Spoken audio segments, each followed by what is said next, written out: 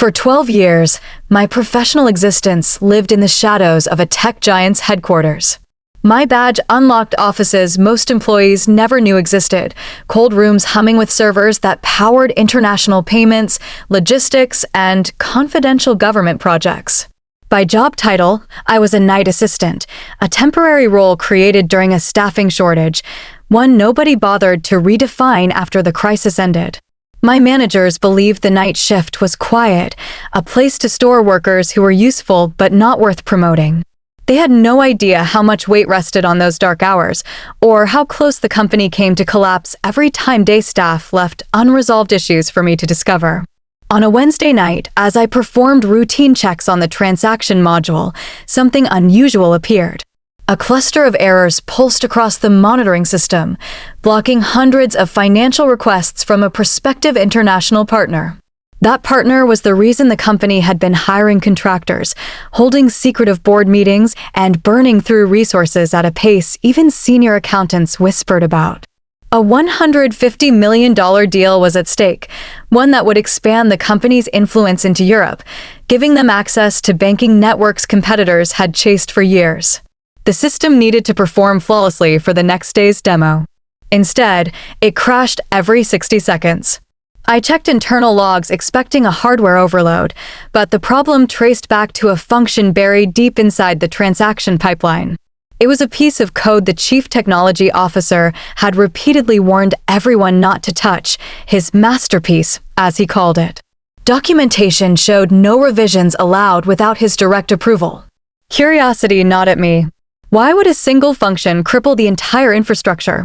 I opened the file, expecting complexity worthy of secrecy. What I found was worse than negligence. It was sabotage disguised as engineering. A validation loop had been deliberately removed. Without it, the system allocated resources endlessly until it suffocated under its own processes. Anyone running stress tests would blame infrastructure, not the absence of a safety check. The intent was clear: make the architecture look unstable and justify outsourcing the platform to a private external firm. Coincidentally, rumors had circulated for weeks that the CTO was preparing a sudden departure. He rarely left his office now, except for meetings with lawyers in expensive suits who didn't belong to any internal department. My pulse raced. I wasn't supposed to be in that code. My access shouldn't have worked. Someone forgot to revoke permissions, and that mistake placed an entire corporation's future in my hands. I saved a duplicate, studied it line by line, and realized the solution wasn't complicated. 10 lines, a simple conditional block, and a proper memory release would restore stability. But the implications terrified me. Applying the fix would expose the CTO's scheme. If I did nothing, the company would lose the deal, blame infrastructure, and hand control to whoever stood to profit. I sat in silence, staring at a blinking cursor, knowing one decision could rewrite corporate history. I thought about my own place here, passed over for promotions because I lacked a degree, thanked privately yet ignored publicly, trusted with responsibility yet denied authority. If the system failed tomorrow, not a single executive would mention nights spent patching loopholes others introduced. They would blame the faceless night team and move on. I pressed enter. The patch executed flawlessly. Error rates plummeted. Memory stabilized. The system breathed again. For the first time in years, I felt something I hadn't known: I missed control. I didn't realize then that those 10 lines would not only save the deal, but unravel a betrayal that reached higher than anyone imagined. The night shift was no longer invisible. It had become the threat nobody anticipated. The moment I pressed the final key, the room changed. It was subtle at first, an absence of noise, like a machine exhaling after holding its breath too long. The red error banners that had dominated the dashboard for weeks vanished, replaced with a calm ripple of green indicators. Transactions that previously choked under a load processed effortlessly. The system, long treated like a malfunctioning monster nobody dared confront, behaved as if it had never been broken. I stared at the metrics, half expecting the fix to unravel, but it held. The patch, a mere 10 lines, had done what endless meetings, strategic presentations, and million-dollar consultations failed to achieve. Then came the alarms. Ironically, they didn't announce failure. They signaled stability, a state the system hadn't achieved in months. Automated protocols, designed to alert upper management if anomalies changed too rapidly, interpreted the sudden improvement as suspicious. Within minutes, notifications pinged executives, engineers, and team leads across 3 continents. The logs identified the module I altered and the exact timestamp of my intervention. I hadn't signed my name, but anonymity meant nothing against a digital footprint. The door to the night office flew open. The CTO stormed in without warning, his expression twisted between fury and panic. He didn't greet anyone. He didn't ask questions. He marched straight to my terminal as though guided by instinct, not logic. His reputation preceded him, a brilliant architect once praised for transforming the company's infrastructure, now a man brittle with defensiveness and paranoia. He scanned the screen, eyes darting across the corrected lines. His complexion faded to a sickly gray, as though each character on the monitor exposed a chapter of his downfall. "Who touched the core?" he demanded, voice trembling more from fear than anger. No one answered. His gaze locked onto the logs again, and this time, he understood the full consequence. The corrected loop, the restored validation, the resource release, it was undeniable. The system wasn't suffering from mysterious complexity. It was drowning because someone had deliberately removed the safeguards. That someone was him. He tried to mask his reaction with a forced smirk, muttering excuses about legacy modules, temporary changes, and misunderstood architecture. But the silence of the room crushed his fabrications. Everyone present could see what the system had been hiding. The CTO had sabotaged the platform months earlier. The improved performance exposed his lies more effectively than accusations ever could. You cannot argue with metrics. They're impartial, unforgiving, and impossible to negotiate with. He pivoted from denial to interrogation, pressing each of us for answers. Why had the system been accessed? Who authorized modifications? Why now?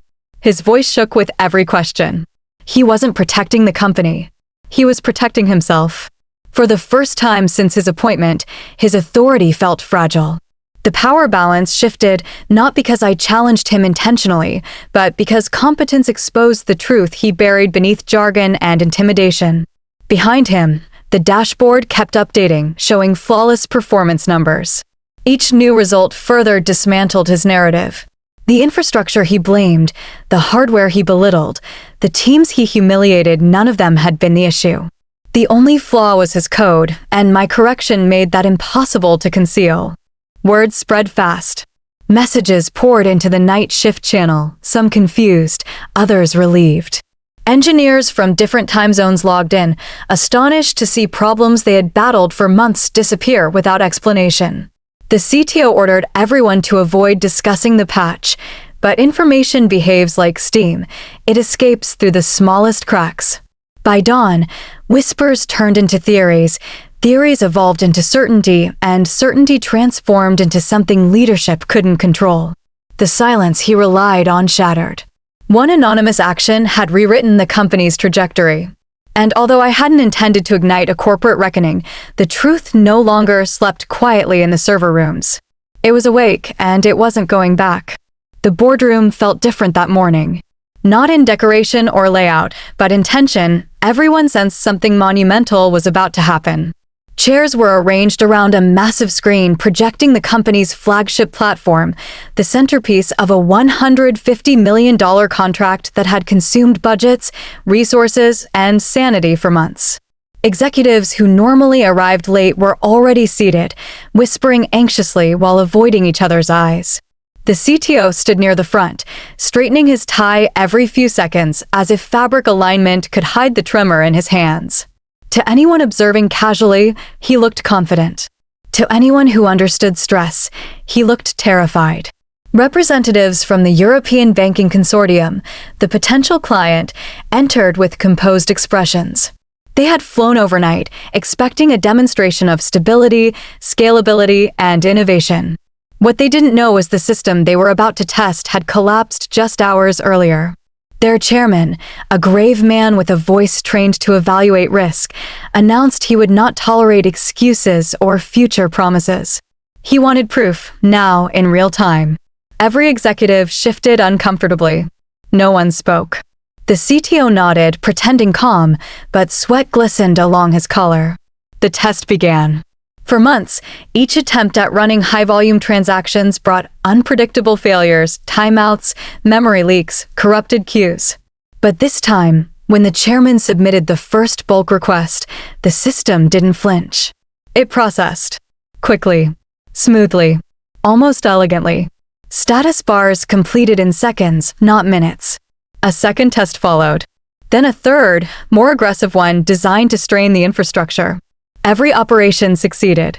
Not one error. Not one delay. Not one excuse. The chairman leaned forward, stunned.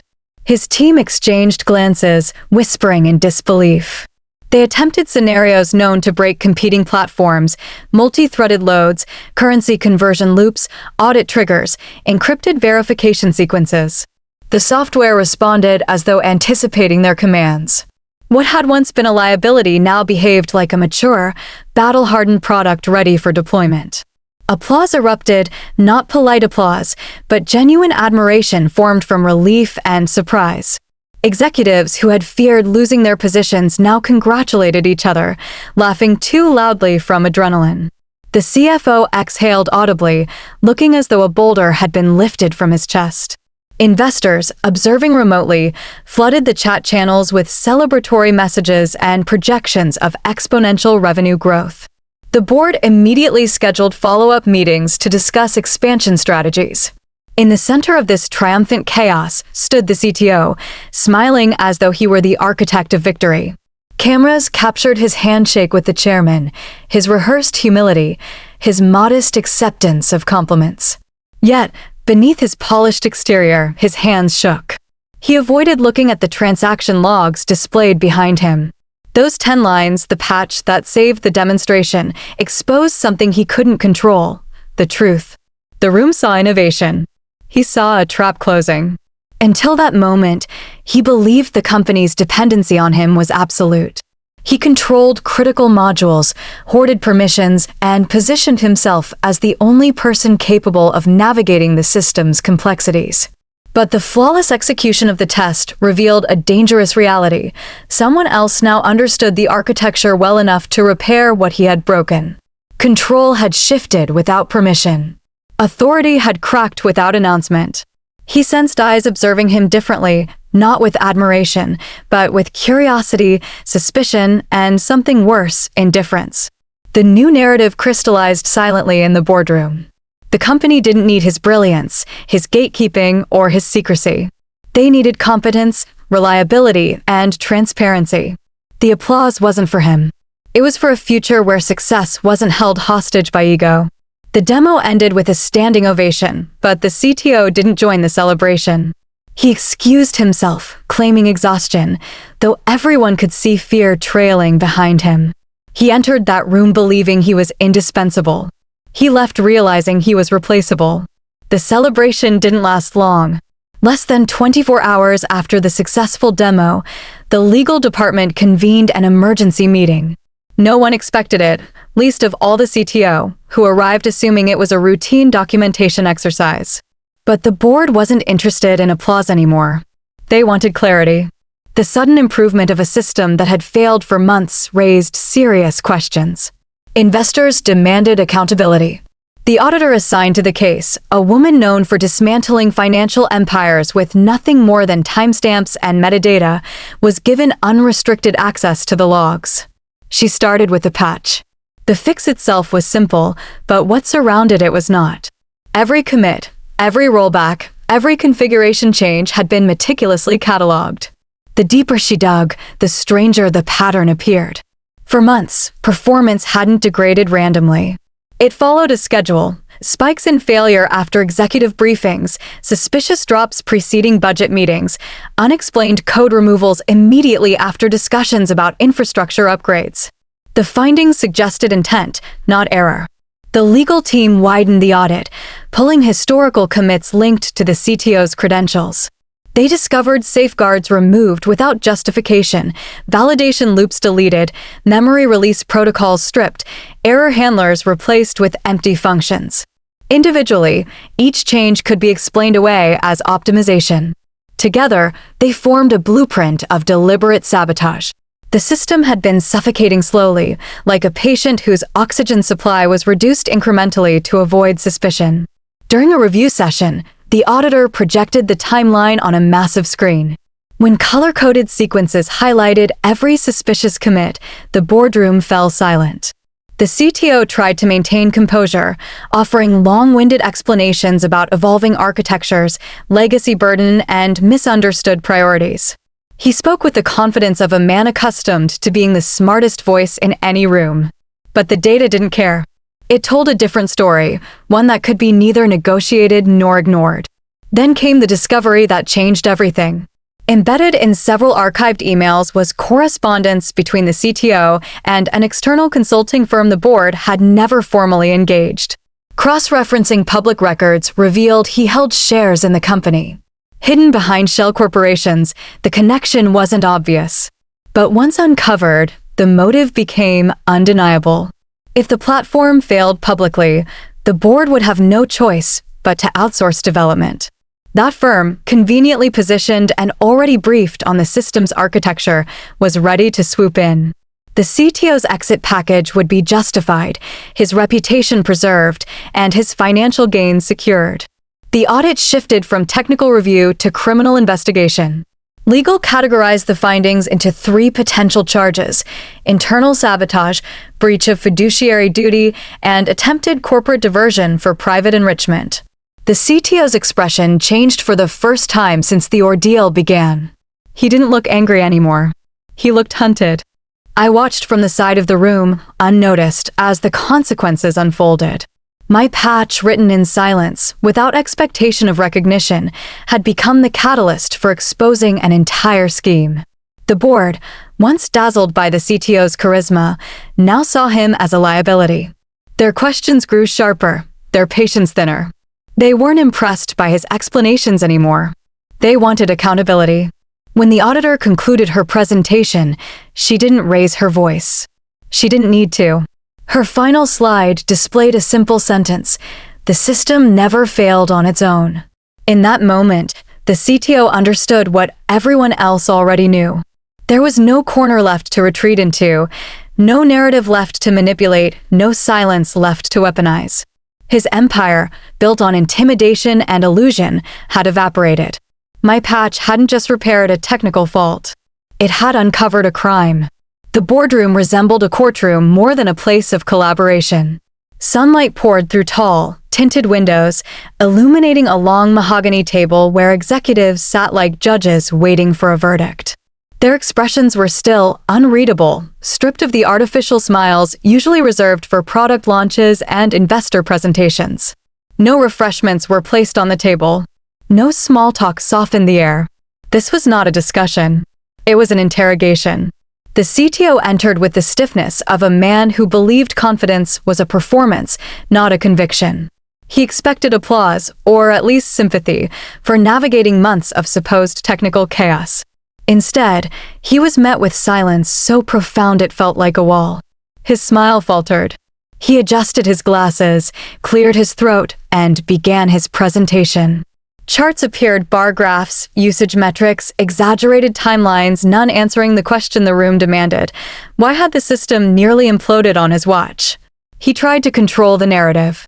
He claimed that interns introduced instability through undocumented changes. He insisted outdated servers collapsed under unexpected loads. He cited fatigue from long hours, emphasizing personal sacrifice. His voice wavered between victimhood and heroism, shifting tones like someone searching for the version of truth that might receive pity. But he had entered a room he no longer dominated. The head of engineering paused his monologue with a single sentence: "Show us the commit responsible." The CTO hesitated. A short hesitation, barely noticeable, but in a room of seasoned executives trained to detect weakness, it was enough. The auditor tapped her laptop. Screens behind the CTO flickered, replacing his presentation with a side-by-side comparison. On the left, his 2,000-line so-called optimization, dense, convoluted, unnecessarily complex. On the right, my 10-line correction. A crisp, minimal patch restoring validation and memory release. The contrast was brutal. You could hear lungs tighten. My fix looked surgical, direct, transparent, intentional. His looked like smoke designed to hide mirrors. Every claim he made about architecture complexity dissolved. His masterpiece was exposed as a manufactured labyrinth meant to justify failure. He stuttered. His explanations shifted. He accused junior staff of altering his work. He accused outdated documentation of misleading him. He accused stress of clouding his judgment. His excuses scattered, none landing. Executives leaned forward, not in interest, but in scrutiny. They weren't evaluating his answers anymore. They were evaluating his character. Someone asked the question he feared most. If the system was that fragile, how did a night assistant repair it in minutes? The room turned toward me. Until then, I had been invisible, seated near the wall, a ghost among suits. My badge still identified me as night support. Yet now, eyes regarded me differently, not as labor, but as possibility. Titles no longer mattered. Results did. I didn't speak. I didn't need to. The logs already told the story. The auditor confirmed every detail. My patch succeeded where the CTO's modifications created failure. My understanding of the architecture contradicted his claim of indispensability. The title he had protected like a crown was suddenly meaningless. That was when they said it, the word that changed everything. Anomaly. Not an insult. Not an exaggeration. A realization. I represented something the CTO never anticipated, proof that expertise could exist outside pedigree, outside ego, outside hierarchy. In a world where intelligence is hoarded and guarded, I wasn't supposed to exist. The CTO's shoulders dropped. His authority fractured. He wasn't defending code anymore. He was defending relevance. The board didn't ask for his resignation. They didn't need to. The room had already delivered its verdict. For the first time in his career, he couldn't dictate the outcome. The meeting ended, and he walked out not as a leader, but as a man who had lost control of the narrative he once monopolized. Scandals in the tech world usually fade quickly, overshadowed by new product launches or acquisitions. This one didn't. It ignited like fuel on open flame. The morning after the board meeting, a short internal memo acknowledging unexpected system repairs was leaked to an industry journalist known for dismantling reputations. Within an hour, headlines multiplied across every platform. They weren't subtle. They weren't diplomatic. They asked the same blunt question: how did a seven-figure CTO miss what a night assistant repaired in minutes? Tech forums erupted first. Developers dissected screenshots of the patch, arguing not about the fix itself, but about how such a basic oversight could exist in enterprise code. Some claimed the omission was sabotage. Others insisted it was negligence. A few defended the CTO, but were quickly silenced by timestamps proving the removed safeguards matched his commits. Then analysts joined the fray. They examined the company's financial trajectory and identified a pattern of questionable decisions: sudden infrastructure budget cuts, unexplained consulting expenses, and repeated deferrals of routine maintenance approvals. What once looked like cost management now resembled preparation for failure. Investment newsletters published grim assessments, warning subscribers that the firm's internal chaos jeopardized long-term sustainability. The stock market reacted with the indifference of a predator sensing weakness. Shares plunged before executives could craft a response. Investors demanded explanations. Some threatened lawsuits, citing mismanagement and undisclosed operational risks. The CFO attempted damage control in a late-night conference call, but no one cared about polished reassurances. Their patience expired the moment the public learned the company's stability depended not on leadership, but on an anonymous employee hidden in the night shift. Competitors sensed blood. They launched subtle marketing campaigns celebrating transparency, engineering excellence, and leadership accountability. It was mockery disguised as corporate ethos. Recruiters began contacting employees from my company, waving offers paired with promises of recognition. For years, we had been the firm others tried to emulate. Now, we were the punchline of conferences, memes, and keynote slides illustrating the danger of inflated titles. What truly cemented the humiliation, however, wasn't external criticism, it was academic validation. A prestigious business school released a preliminary case study titled, "The Illusion of Irreplaceability: When Leadership Fails and Talent Speaks." It documented every event leading to the demo, including anonymized logs of the patch. Professors used it to teach students how ego can be more dangerous than inexperience. Overnight, the company became a symbol, not of technological excellence, but of fragility born from arrogance. Inside the headquarters, the atmosphere shifted from celebration to survival. Meetings multiplied, each one more desperate than the last.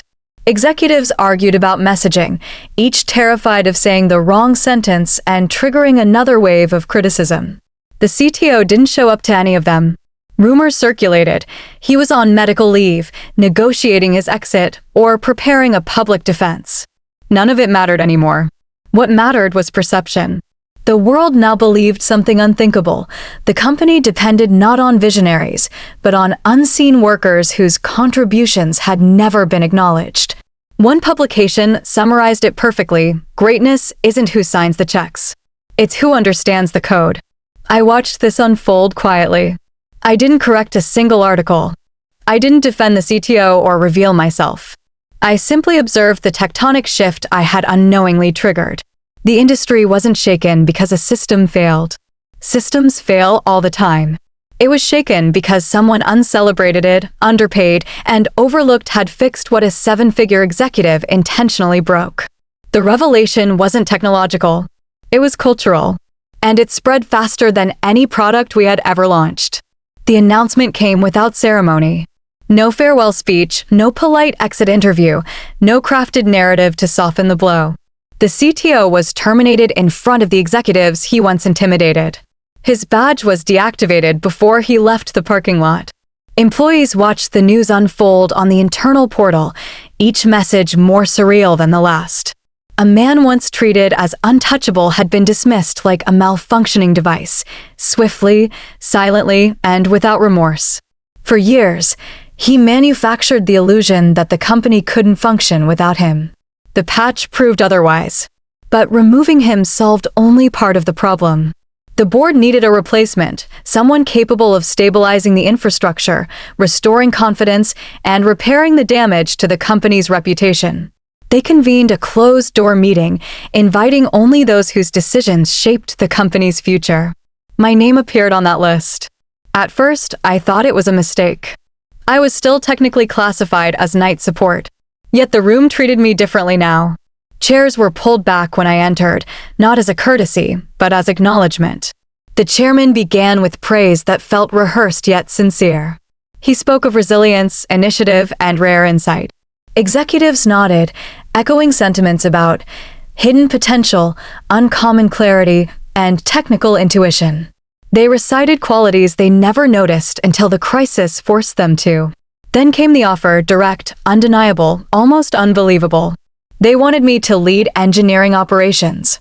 They spoke of stock options, a title larger than anything I'd imagined, and a corner office overlooking the city's skyline.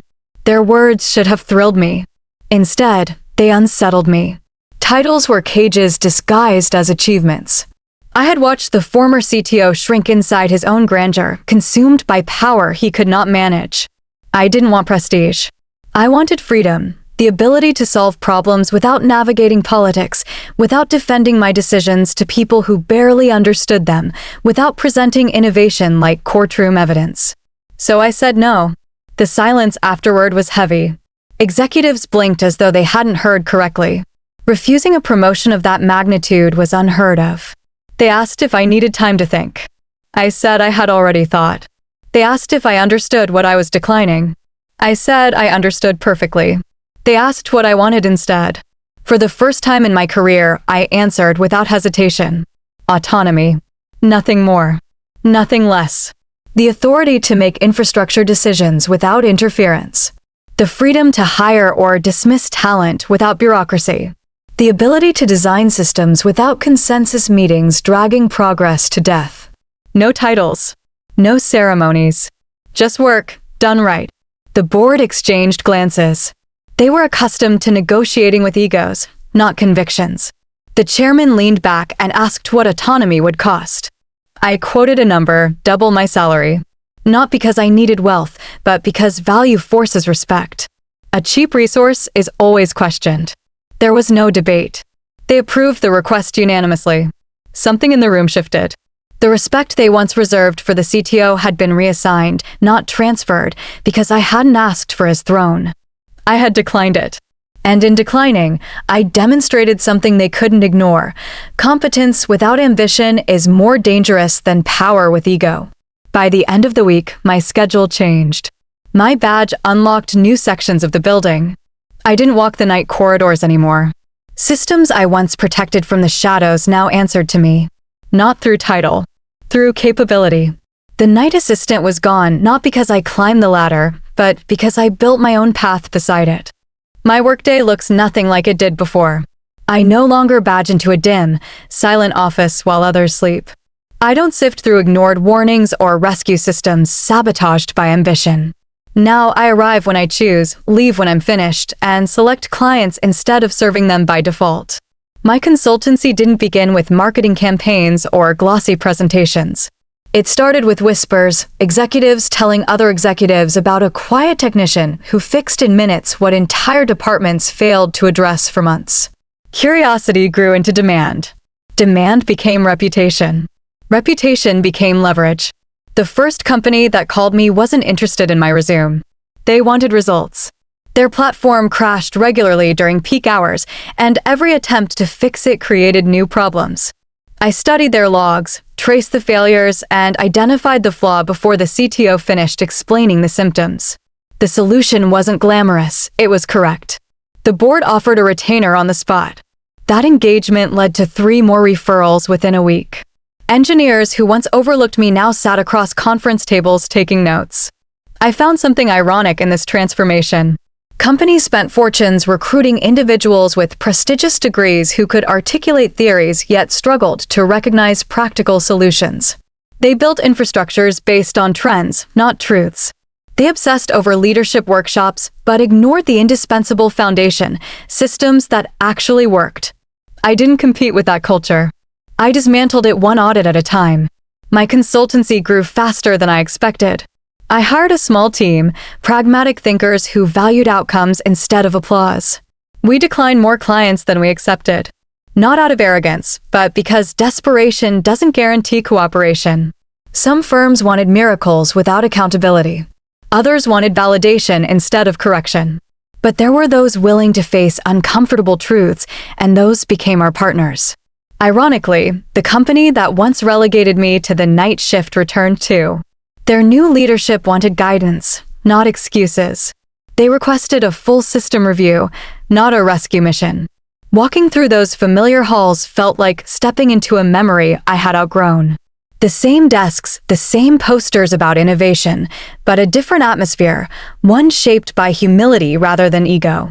Their executives listened carefully as I outlined improvements, not because I demanded respect, but because I had earned it without asking.